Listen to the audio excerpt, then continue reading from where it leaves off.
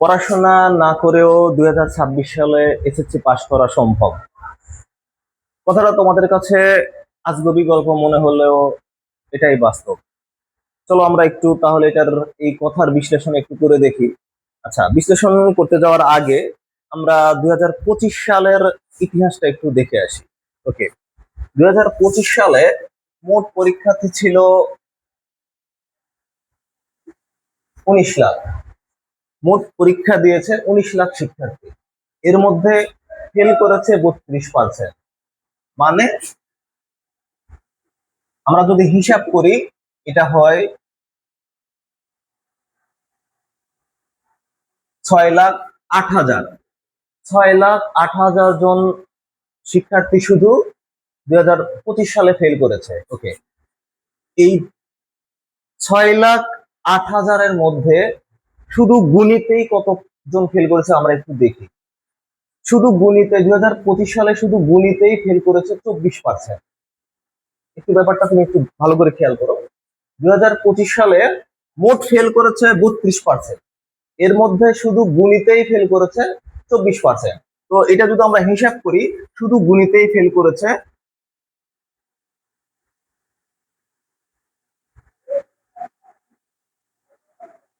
4,56,000 শিক্ষার্থী শুধু গণিতেই ফেল করেছে। ওকে, তুমি এটা এইভাবে বোঝো যে 2025 সালে 4.5 লাখ শিক্ষার্থী শুধু গণিতেই ফেল করেছে। ব্যাপারটা তুমি বুঝতে পেরেছো? 4.5 লাখ শিক্ষার্থী শুধু গণিতেই ফেল করেছে। ওকে, তার মানে এই কথাটা দ্বারা তুমি কি বুঝলে? তুমি যদি শুধু গণিতেই পাশ করতে পারো, তুমি 90% এসএসসি পাশ করে ফেলেছো। ওকে, তাহলে আমরা গণিতে 2026 সালে গণিতে কিভাবে পাশ করব না পড়েই? 2026 সালে গণিতে কিভাবে পাশ করব এটা আমি একটু ব্যাখ্যা দেখাই। ওকে, আচ্ছা, তার আগে তোমাদের 4টা বিভাগ থাকবে, গণিতে 4টা বিভাগ থাকবে। ক বিভাগ, ক বিভাগে 2টা প্রশ্ন থাকবে, 1, 2। ওকে, খ বিভাগ, খ বিভাগে 2টা প্রশ্ন থাকবে। গ বিভাগ, গ বিভাগে 2টা প্রশ্ন থাকবে। ঘ বিভাগ, ঘ বিভাগে 2টা প্রশ্ন থাকবে। ওকে, এগুলোর একটু তুমি ধৈর্য নিয়ে দেখো, এগুলোর একটু ব্যাখ্যা দিই আমি। যে ক বিভাগে সেট ফাংশন আর 11 অধ্যায় নিয়ে একটা প্রশ্ন থাকবে। আর 2 নম্বরে শুধু 3 অধ্যায় থেকে একটা প্রশ্ন থাকবে। ওকে, খ বিভাগে 7 অধ্যায় আর 8 অধ্যায় জ্যামিতি, এই দুইটা চ্যাপ্টার থেকে 2টা জ্যামিতি থাকবে।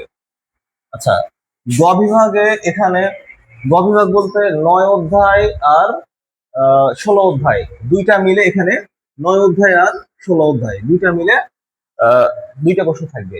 আবার ঘ বিভাগে, সরি ভুল হয়ে গেল, হ্যাঁ ঠিক আছে, ঘ বিভাগে শুধু 17 অধ্যায় থেকে 2টা প্রশ্ন থাকবে।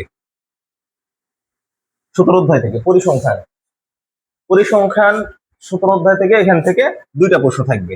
ওকে, এখন কথা হচ্ছে তোমার পাস করতে হবে। আমি প্রথমেই ক্যাপশনে বলে দিয়েছি যে না পড়েই তুমি কিভাবে পাস করবে। ওকে, এইটার একটু ব্যাখ্যা আমি দেখাবো। ওকে, এখন তোমাদের সিলেবাসে বলা আছে প্রত্যেকটা বিভাগ থেকে মিনিমাম একটা করে প্রশ্ন লিখতে হবে, আর যে কোনো একটা বিভাগ থেকে 2টা প্রশ্ন লিখতে হবে। ওকে, তো যেহেতু আমি বলেছি না পড়েই পাস করব, তো ক বিভাগটা আমরা বাদ দিলাম, এখান থেকে আমি কোনো প্রশ্ন পারবো না। ওকে, যেহেতু সেট ফাংশন 11 অধ্যায় আর 3 অধ্যায় থাকবে, এখান থেকে যেহেতু বলেছি না পড়েই পাস করব, আমি এখান থেকে কিছুই পারবো না। খ বিভাগ, এখান থেকে জ্যামিতি, এখান থেকেও তুমি বাদ দাও, এখান থেকেও আমি কিছু পারবো না। গ বিভাগ আসো, 9 অধ্যায় 16 অধ্যায়, এটা অসম্ভব, তোমার পক্ষে এটা অসম্ভব, এটাও তুমি পারবে না।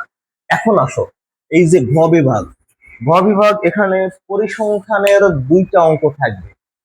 এটা এখন কথা হচ্ছে তুমি যদি গুনতে পারো বলতে 1, 2, 3 এগুলো তো গুনতে পারো, তুমি যদি এগুলা গুনতে পারো, তুমি পরিসংখ্যান এখান থেকে 2টা অঙ্ক পারবে। ওকে, এখন তোমার পুরা বই পরিসংখ্যানের পুরা অধ্যায় মিলে আছে 6টা অঙ্ক। কি কি 6টা অঙ্ক আমি একটু দেখাই। ছয়টা অঙ্ক আছে, কি ছয়টা? গড়, মধ্যক, প্রচুরক, অজীব, বহুভুজ।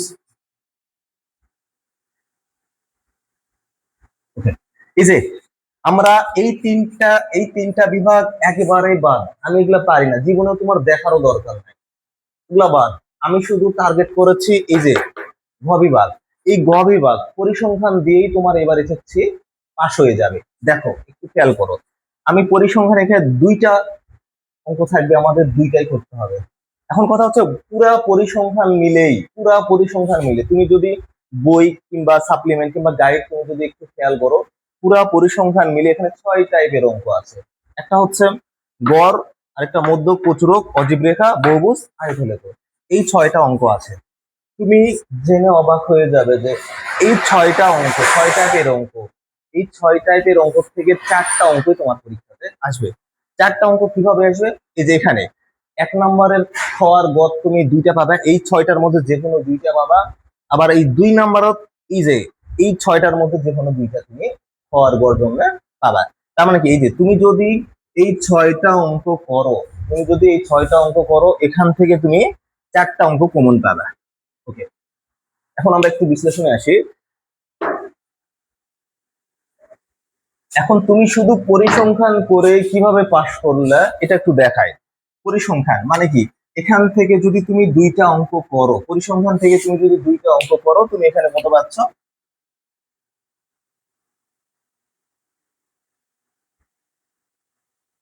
20। ওকে, মানে এখান থেকে তোমার 50 মার্কের মধ্যে তুমি পেয়েছো কত? 20। ওকে, আবার এখানে তোমার সংক্ষিপ্ত কিছু প্রশ্ন আসবে। সংক্ষিপ্ত প্রশ্ন সম্ভবত এখানে আসবে 10টা, পুরা 4টা বিভাগ নিয়ে 10টা সংক্ষিপ্ত প্রশ্ন আসবে। তার মধ্যে তোমার, সরি, 15টা আসবে, তার মধ্যে তোমাকে করতে হবে 10টা। যেহেতু আমরা আগের 3টা বিভাগ ক, খ, গ বিভাগ করিনি, আমরা শুধু ঘ বিভাগটাই টার্গেটে নিয়েছি, তাহলে সেই হিসাবে পুরা চ্যাপ্টার মিলে যদি 15টা অঙ্ক আসে, তার মানে হিসাব অনুসারে তুমি শুধু পরিসংখ্যান থেকেই 2টা অথবা 3টা অঙ্ক পেয়ে যেতে পারো। মনে করলাম আমরা এখান থেকে 2টা অঙ্ক পেয়েছি, তাহলে আমরা যদি 2টা অঙ্ক পাই, পরিসংখ্যান সংক্ষিপ্ত প্রশ্ন 2টা অঙ্ক যদি পাই, তাহলে 2 গুণ 2 কত হইল? 4। কত হইল? 24। তুমি এইটা বোঝো যে তুমি শুধু পরিসংখ্যানের 6টা অঙ্ক করেছো, তুমি শুধু পরিসংখ্যানের 6টা অঙ্ক করেছো, 6টা অঙ্কের মধ্যে তুমি পেয়েছো কত? 24। ওকে, 6টা অঙ্কের মধ্যে তুমি পেয়েছো কত? 24। এখন তোমার রিটেন মানে সৃজনশীল তোমার পরীক্ষা হবে 70-এর মধ্যে। 70-এর মধ্যে তুমি পেয়েছো কত? 24। তার মানে কি পাস হয়ে গেছে তোমার, রিটেনে তোমার পাস হয়ে গেছে। 70 পেয়েছো 24, রিটেনে পাস হয়ে গেছে। এখন কথা হচ্ছে এমসিকিউ তো পাস করতে হবে। এমসিকিউ 30টা, 30টা, তার মানে কি এখান থেকে এই অধ্যায় থেকে 4 থেকে 4টা, মিনিমাম 4টা প্রশ্ন তুমি পাবা। এখন কথা হচ্ছে তুমি যদি 4টা এমসিকিউ এখান থেকে পাও, আর 4-5টা তুমি এমনি এমনি লাগাতে পারবে।